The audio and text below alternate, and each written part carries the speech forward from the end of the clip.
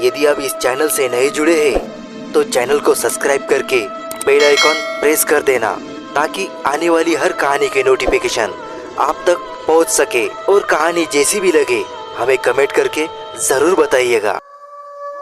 इंसानों की भीड़ भरी दुनिया में बसती है कुछ खौफनाक हकीकतें, जिनका सामना होने पर जिंदगी के मायने ही बदल जाते हैं।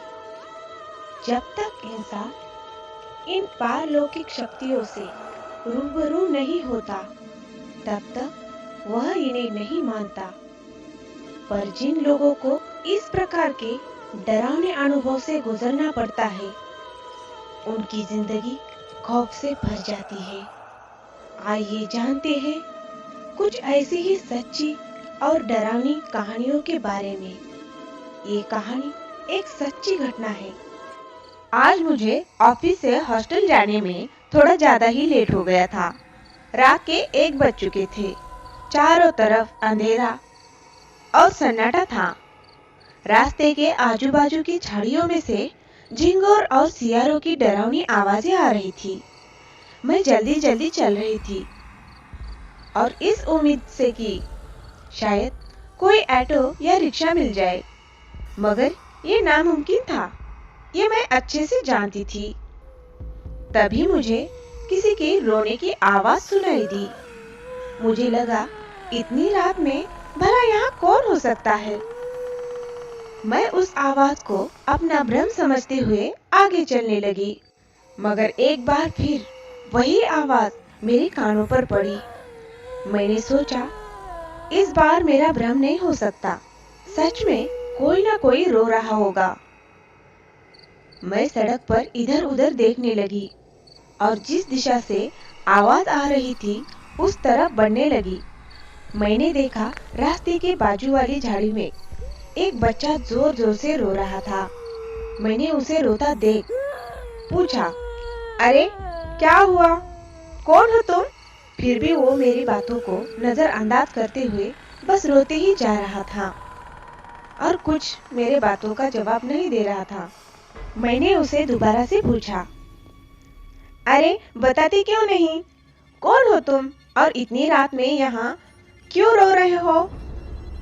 तभी मैंने देखा कि वो बच्चा नहीं, कुछ और ही था। उसका चेहरा इतना ज्यादा भयानक और डरावना था कि उसे देखकर मेरी आवाज हालत में ही अटक गई। उसका पूरा चेहरा जला हुआ था, आंखों से खून निकल रहा था। तभी मुझे देखकर वो बच्चा बड़ी अजीब सी हंसी हंसने लगा, मानो उसे कई सालों बाद शिकार मिली हो, जिसे देखते ही मैं वहां से तेजी से भागी। भागते भागते किसी चीज के ठोकर खाने से मैं जमीन पर गिर गई। मैंने पलटकर देखा तो मेरे तो रोंगटे ही खड़े हो गए। वहां उसी बच्चे की बॉडी पड़ी थी, जिसे मैंने अभी अभी पीछे देखा था। ये कैसे हो सकता है? मेरे तो कुछ समझ में नहीं आ रहा था। किस पे यकीन करूं, किस पर नहीं। ये सब जो मेरे साथ हो रहा था, अगर मैंने किसी को बता भी देती तो कोई मेरी बातों पर यकीन नहीं करता।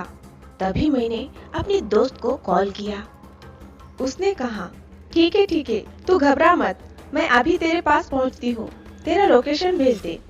मैंने मेरा लोकेशन उसको शेयर किया। वो 10 मिनट में आ भी गई। मैंने उसे सारी बात बता दी।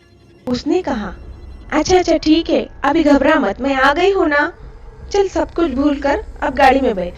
हमने गाड़ी स्टार्ट करके वहां से आगे की ओर चल दिए। हमें चलते 20 मिनट ही हुए होंगे कि मेरा फोन बजने लगा। मैंने स्क्रीन पर देखा, उसी फ्रेंड का कॉल था जो मेरे साथ कार चला रही थी। जब मेरी दोस्त मेरे साथ थी तो उसी का कॉल कैसे आ सकता है? मैंने डरते हुए कॉल उठाया। उधर से आवाज आई, अरे मुझे यहाँ बुलाकर तू खुद गायब हो गई। हमारी और भी डरावनी कहानियाँ सुनने के लिए स्क्रीन पे जो वीडियो दिख रहा है उसे क्लिक कीजिए और डरावनी कहानियों का मजा लीजिए।